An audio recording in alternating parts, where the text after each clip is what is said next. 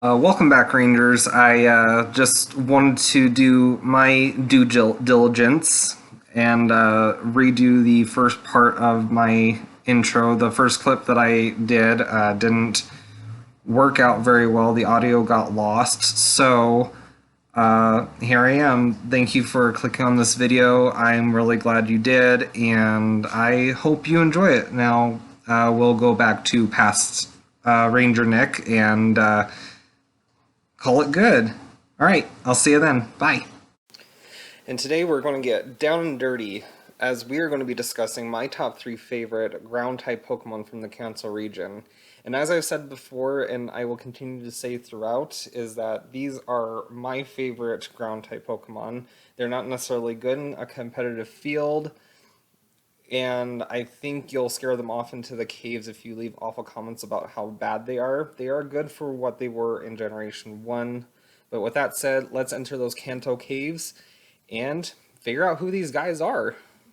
And today we're going to get down and dirty as we are going to be discussing my top 3 favorite ground-type Pokemon from the Kanto region. And as I've said before, and I will continue to say throughout, is that these are my favorite ground-type Pokemon. They're not necessarily good in a competitive field, and I think you'll scare them off into the caves if you leave awful comments about how bad they are. They are good for what they were in Generation 1. But with that said, let's enter those Kanto caves and figure out who these guys are. And at number 3, we have Sandslash. So this dude is incredibly awesome. I remember when I had gotten a Sandshrew. I named it Sam, and of course, due to me being 7 years old, I didn't have a ton of names or any creative names to call my Pokemon. And then it evolved into this dude, and I just fell in love with this little beast. It was a lovely sight to see. I enjoy the fact that it was a pangolin and an armadillo and a shrew. I was obsessed with armadillos when I was that young, and it just quickly became a favorite of mine. And I say shrew only because it knows poison type moves. So in first generation it could only learn Poison Sting, and in a later generation it was able to learn Poison Jab. Still a fantastic Pokemon. I'm running out of adjectives, so I might have to stop talking about them pretty soon. But in another video we'll discuss more about rodents and shrews and how they can affect the ecology in the Pokemon world if they're just left to their own natural devices. Anyway, it was wonderful for what it was in Gen 1. I enjoyed it until better ground types came along and kind of stole the spotlight. At number 2, we have Nidoking. I will give an honorable mention to his counterpart, Nidoqueen. I just prefer Nidoking over Nidoqueen as far as design and its stylization and all that. So the purple monster gets this spot today.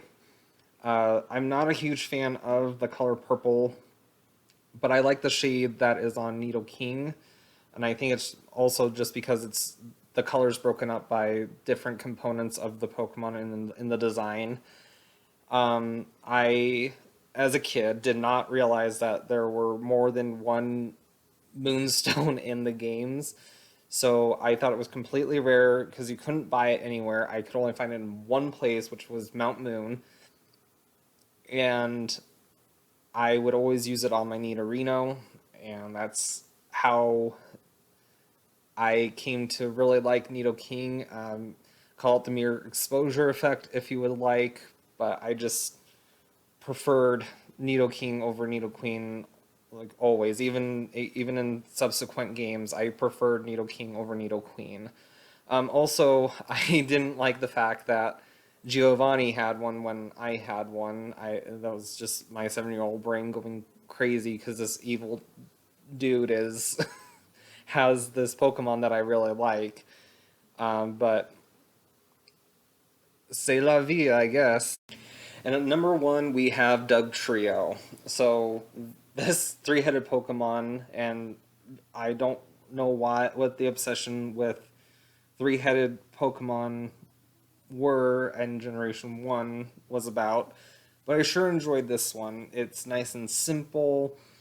It's just 3 moles attached to one body, and there's just not much else to say.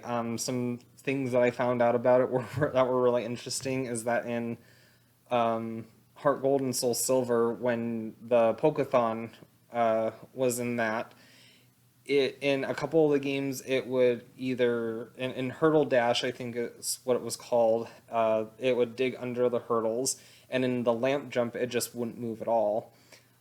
And also, it's immune to telekinesis. I think it's just because they don't want you to see what it really looks like underneath, but that's just me. I don't know. But I really enjoy this guy. And there's just not much else to say about it. And I hope you enjoyed this video. And if you did, hit that like button.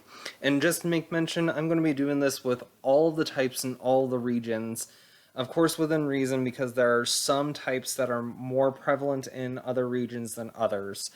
And if you want to have more content like this, hit that subscribe button and turn on notifications.